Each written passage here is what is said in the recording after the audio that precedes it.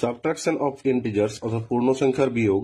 দেখো যেখানে দুটো সংখ্যার বাম দিকে আলাদা আলাদা চিহ্ন থাকবে, অর্থাৎ একজনের বাম দিকে প্লাস একজনের বাম দিকে মাইনাস, অথবা একজনের বাম দিকে মাইনাস আরেকজনের বাম দিকে প্লাস, সেখানে জানবে সবসময় বিয়োগ করতে হয়। তো এখানে 6 আর 2 এর মধ্যে বিয়োগ করলে হয় 4, এবং বড় সংখ্যা যেটা যার পরম মান বড় তার বাম দিকের যে চিহ্ন আছে প্লাস সেটা বসে যাবে।